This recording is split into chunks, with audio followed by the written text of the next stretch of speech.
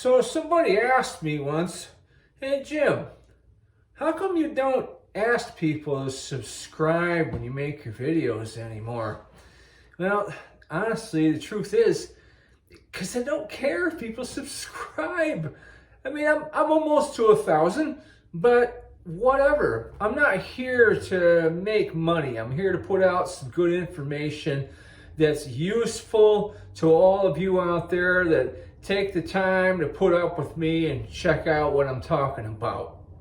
The payoff is that I really enjoy doing this. So let's get on with the enjoyment, why don't we? We're going to talk about detecting trashy sites and some of the tips you can use to help you be more successful when you get on one of them.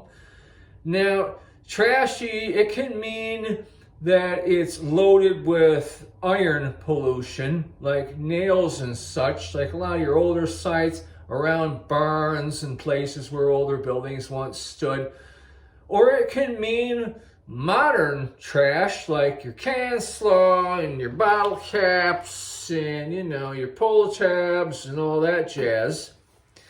Or it can be a combination of both.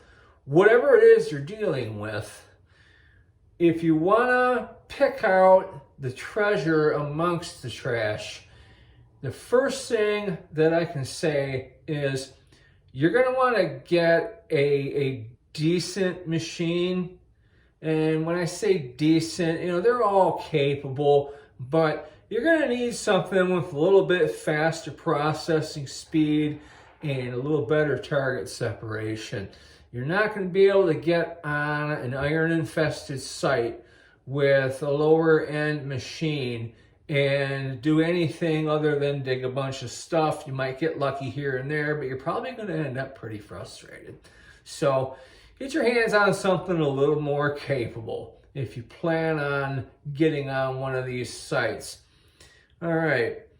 Now, probably the best thing you can do if you're going to get on one of these spots is get a smaller coil.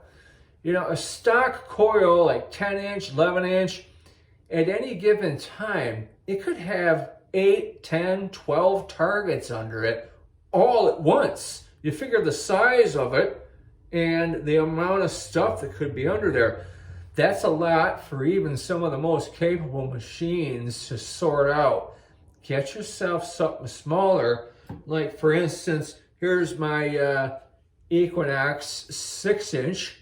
That's pretty small. In fact, this is an inch smaller than the D-Tech 7 I used on my MX Sport. This coil, I've used it a few times. It gets the job done. Gets in between stuff. Might only have like maybe 3 or 4 targets, 5 at most, underneath it at one time. And you're able to give the machine a shot at sorting through them so that you can locate that one that you want to dig up. You're going to dig up some of this stuff when you're on a trashy site, some of the garbage. It's inevitable. But if you follow some of the advice I give you and you get in there with the right equipment, you got a better shot at getting the good stuff out of there too that's mixed in with the trash. All right. Another piece of advice, and I kind of self-taught myself this one, is to slow down, of course, and narrow your swing when you hear a good tone. And I started to hunt mostly by tone a couple years ago. You're swinging and you catch that, amongst all the other noise, you catch that one higher tone. And you're like, oh, that's something good. Try to find that spot, get your coil over it, and don't swing over it like this, like wide. Narrow your tone, almost your tone, your swing, almost to a wiggle. And you will zero in on that good target surgically, and you can pop a plug, and amongst all the junk around it, you're going to get that desirable target. I've done that more than a few times, and I'll tell you what, it's fun when you do it. So you can do that. Definitely lower your sensitivity.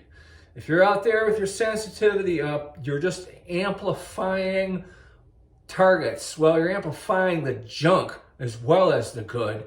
You don't want to do that. Chop your sensitivity down to about half what you normally run, and you're gonna see that you're gonna be easier to skip over some of the junk. It's not gonna hit as hard. Now, soil conditions, of course, they play a big role in our hobby, as a lot of you know.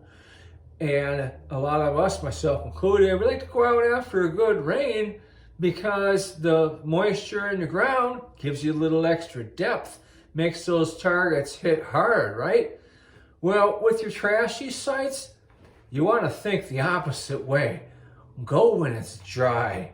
Go in the summer when it's been hot for a little while and things are more dry, because that way you're going to have less of what they call that halo effect, where the corrosion of the iron objects especially is leaching into the ground, and it makes that halo around the actual object. If you've ever gotten a higher number or higher tone and you've dug a hole and then there's nothing there, you've been a victim of the halo effect.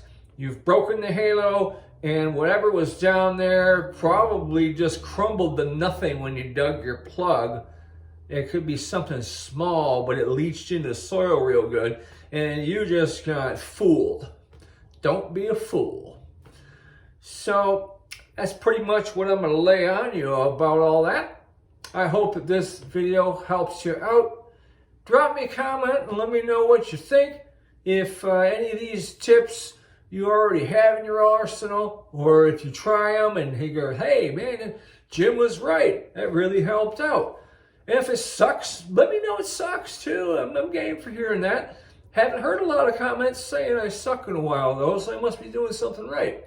All right, we'll see you next time, and make sure that you keep it, of course, dig free or die. Take care, and thanks for watching.